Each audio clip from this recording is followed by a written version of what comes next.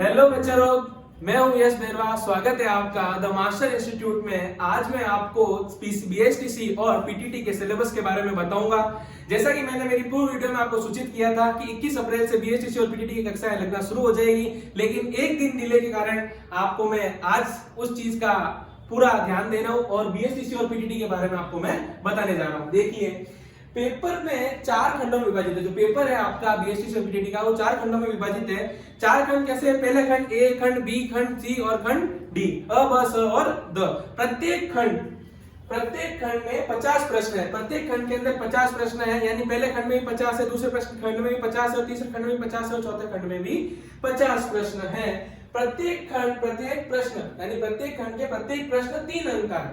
अर्थात यानी जितने भी खंड हैं उनके अंदर जितने प्रश्न दे रखे हैं वो प्रत्येक प्रश्न आपके 3 अंक का है। यानी एक प्रश्न 3 अंक का हुआ तो 50 प्रश्न हो गया 150 अंक का। ठीक है, आगे देखिए, कुल प्रश्नों की संख्या है आपके 200। यानी देखो 50 प्रश्न है एक खंड में, तो 4 खंड में कितने हुए? 200। तो कुल टोटल नंबर ऑफ प्रश्न यानी नंबर ऑफ संख्या कितने हो गई? 200 हो गए। तो 200 प्रश्न जो है आपके इसके अंदर आएंगे।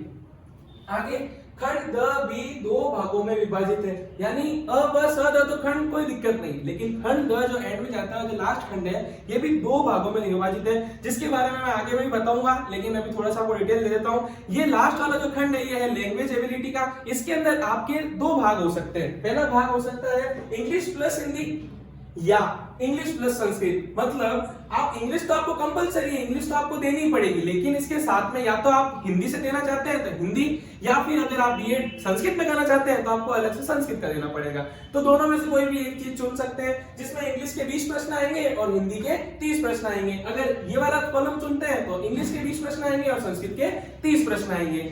अब मैं आपको पीटीटी और बीएसटीसी के सिलेबस के बारे में बताऊंगा। जैसा कि मैंने आपको खंड के बारे में तो बता दिया कि पेपर के अंदर 4 खंड। अब उन 4 खंडों में आएगा क्या वो अब देखते हैं। पर उन टॉपिक के नाम क्या है उनके बारे में जानकारी लेते हैं। खंड अ के अंदर आपका आएगा मेंटल एबिलिटी के। मेंटल एबिलिटी अर्थात मानसिक योग्यता। मानसिक योग्यता यानी रीजनिंग के क्या क्या टॉपिक आएंगे, क्या क्या सवाल आएंगे, उसके बारे में भी आपको मैं बताऊंगा। ये सारी चीजें खंड अ के अंदर आएगी। इनके प्रश्न होंगे आपके 50 प्रश्न होंगे, और वो 50 प्रश्नों को मैं 30 से अगर गुणा कर दूं कितना आ जाएगा? 150, 150। यानी 50 प्रश्न 150 नंबर के आपके इसके अंदर आएंगे। दूसरा खंड ब के अंदर है general awareness of Rajasthan. Rajasthan के बारे में सामान्य जानकारी, यानी आपको राजस्थान की सामान्य जानकारियां भी रखनी पड़ेगी, जैसे उसके रीति रिवाज, उसके आर्ट एंड कल्चर, ये सारे जो टॉपिक्स हैं इनसे आपके रिलेटेड प्रश्न बनेंगे खंड ब के अंदर, और वो भी कुछ नहीं 50 प्रश्न बनेंगे, ये आपको ध्यान रखना। तीसरा टॉपिक है आपके टीचिंग एप्टीट्यूड। टीचिंग एप्टीट्यूड अब आपको खुद को ध्यान है, बीएसटीसी और पीटीटी ये दोनों आपके अध्ययन यानी अध्यापन के लिए है, टीचिंग के लिए, पढ़ाने के लिए है। एग्जाम में पढ़ाने के लिए हो रहे हैं तो आपको पढ़ाने के बारे में आपको कितना नॉलेज है ये आपको बताना तो पड़ेगा ही। तो उसीलिए उन्होंने आपके लिए एक अलग ही खंड निकाला है अध्यापन योग्यता का, जिसे हमको टीचिंग एप्टीट्यूड कहते हैं, और उसके भी प्रश्न आएंगे 50।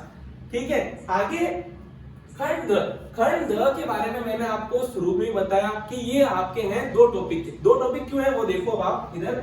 लैंग्वेज एबिलिटी यानी भाषा योग्यता। भाषा योग्यता अब आपने खुद ने देखा है भाषा कितनी होती है। अपने यहाँ नॉर्मली इंग्लिश और हिंदी तो बोली जाती है, और संस्कृत भी हम पढ़ते हैं। तो संस्कृत के अंदर भी आपको वहां आगे जानकारी देने के लिए कि क्या पता कोई जना संस्कृत के अंदर भी पढ़ना चाहे तो, पढ़ाना चाहे तो उसके लिए आपकी इसमें पीटीटी और बीएसटीसी का अलग पेपर होता है केवल लैंग्वेज एबिलिटी का। बाकी सारे टॉपिक सेम रहेंगे, लेकिन लैंग्वेज एबिलिटी में यानी भाषा योग्यता के अंदर आपके अंदर 2 ऑप्शन होंगे, या तो आपको इंग्लिश और हिंदी चुनना है या फिर इंग्लिश और संस्कृत चुनना है। दोनों के अंदर आपके क्या होगा? इंग्लिश के तो प्रश्न आएंगे 20 और हिंदी या संस्कृत के प्रश्न आएंगे 30, तो कुल हो गए 50। यानी खंड द के अंदर भी कुछ प्रश्न कितने आ गए?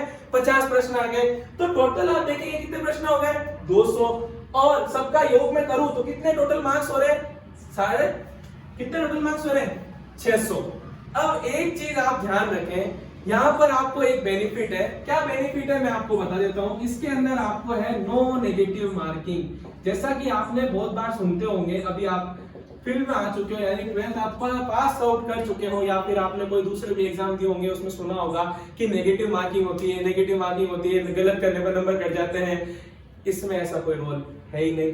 आपको केवल क्या करना है, आपको प्रत्येक प्रश्न करने हैं, छोड़ना एक भी नहीं है। ये मैं एग्जाम में मतलब अभी पेपर कराते समय भी बताऊंगा कि आपको प्रत्येक प्रश्न करने हैं, और अभी भी मैं आपको बता रहा हूं कि आपको प्रत्येक प्रश्न करने हैं, छोड़ना एक भी नहीं है। छोड़ना क्यों नहीं है? क्योंकि एक फायदा है आपको इसके अंदर, नो नेगेटिव मार्किंग, अर्थात गलत करने पर कोई भी नंबर नहीं गिटेगा। लेकिन क्या पता वो सही हो जाए तो आपको नंबर तो मिलेगा ना, तो इसलिए आपको वो नंबर तो यानी वो प्रश्न आपको करना है। याद रखें, नो नेगेटिव मार्किंग है। मैंने आपको पूरे सिलेबस की जानकारी दे दी है कि इनके अंदर कौन से खंड में कौन सा टॉपिक आएगा।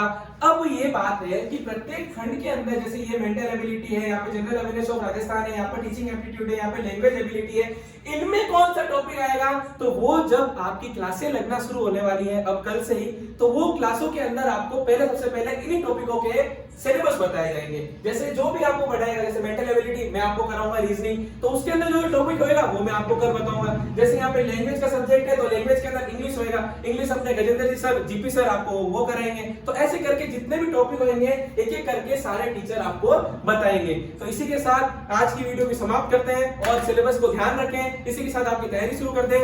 राधे राधे।